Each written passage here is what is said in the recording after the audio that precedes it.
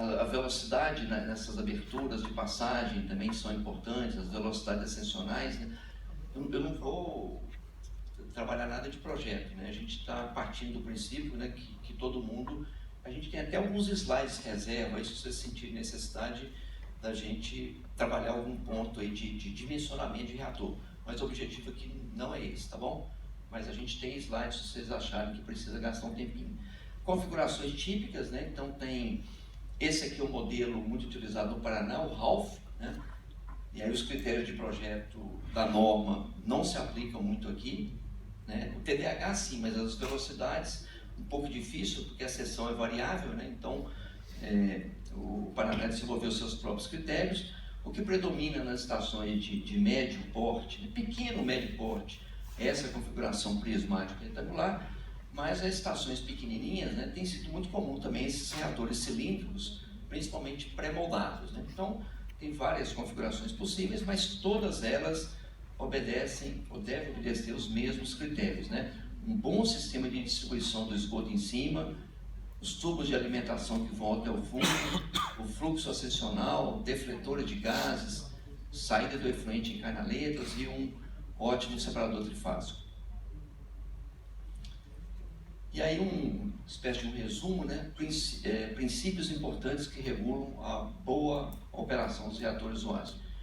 Então as características do fluxo ascendente devem assegurar o máximo contato entre a biomassa e o substrato, ou seja, ter um bom sistema de distribuição do esgoto, verificação das velocidades, né? Para a gente garantir esse contato, exatamente porque a gente tem pouca produção de gás, então a gente vai depender muito, né, dessa velocidade ascensional. Devem ser evitados curtos-circuitos, de modo que sejam garantidos tempos de detenção reais, né, suficientes para a degradação da matéria orgânica. Uma coisa é o tempo de detenção hidráulica teórico, né, quando a gente divide volume por vazão.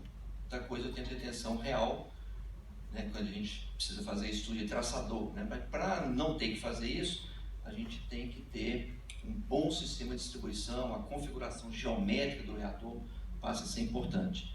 O sistema deve ter um separador trifásico bem projetado, capaz de separar de forma adequada o biogás, o líquido e os sólidos, liberando os dois primeiros e permitindo a retenção do último, né?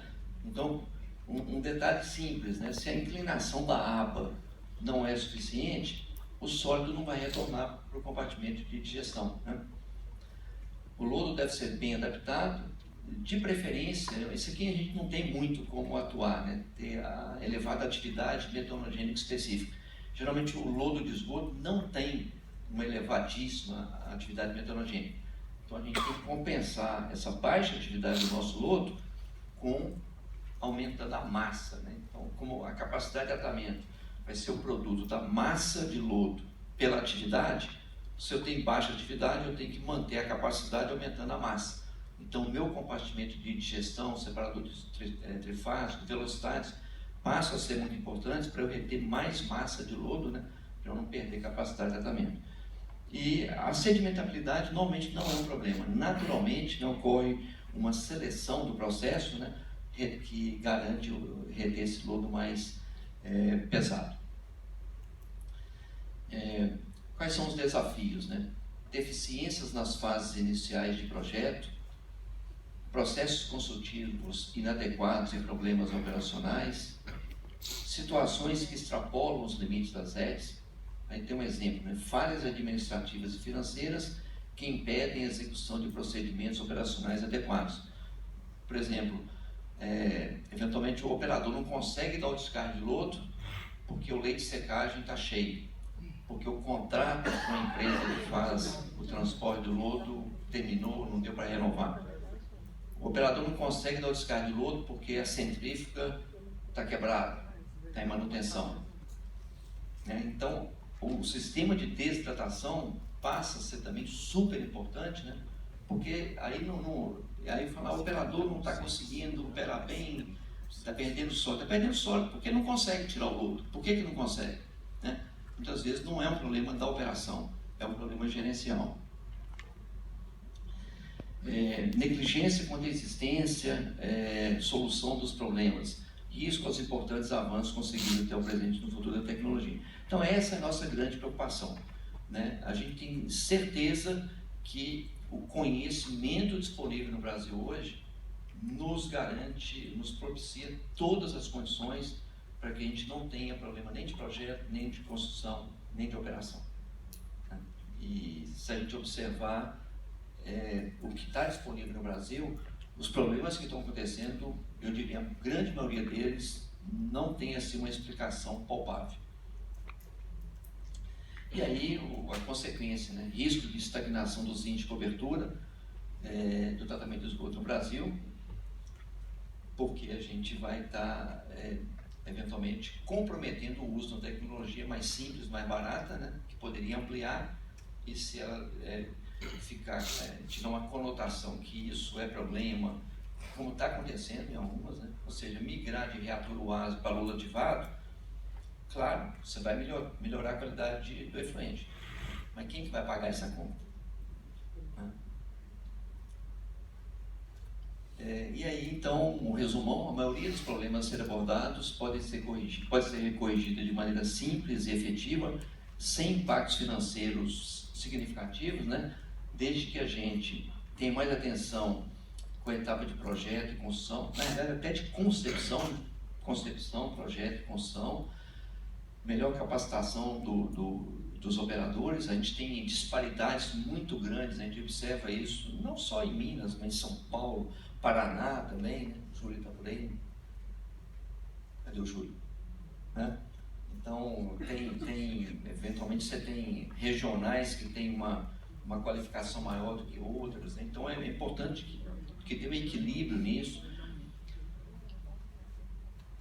E problema de gestão não está só em ET anaeróbia, né? No geral está em qualquer tipo de ET, né? Então não dá para associar que isso tem a ver com o processo, né? Isso tem a ver com a questão. Bom, e aí a gente chega, essa era a introdução que eu queria fazer, a gente chega nas notas técnicas, nessa coletânea, onde a gente espera estar contribuindo para a correção da quase totalidade dos problemas, né? Então vamos ver se vocês vão aparecer com um problema que não está coberto na nota, né? Vai ser bom, né? Eventualmente a gente saber que a gente pode fazer uma melhoria nisso. Bom, Olívia, não precisa se preocupar, não, porque aqui a ideia é passar bem rapidinho, né? Então a gente consolidou os problemas nessa primeira que eu acabei de apresentar, e depois entram a questão do tratamento preliminar, que o Thiago vai dar sequência, a gente vai ficar aqui junto para um backup. Então ele vai trabalhar tratamento preliminar, bombeamento e a distribuição da vazão dos reatores. A Lívia vai entrar em sequência com o gerenciamento de lodo e escuma, é uma única nota técnica que trata esses dois tópicos. Depois, esse aqui eu vou trabalhar com vocês amanhã, corrosão e emissões odorantes. Infelizmente a gente não pôde trazer o Brant, o Emanuel. Biogás e emissões fugitivas, o Gustavo, hoje à tarde.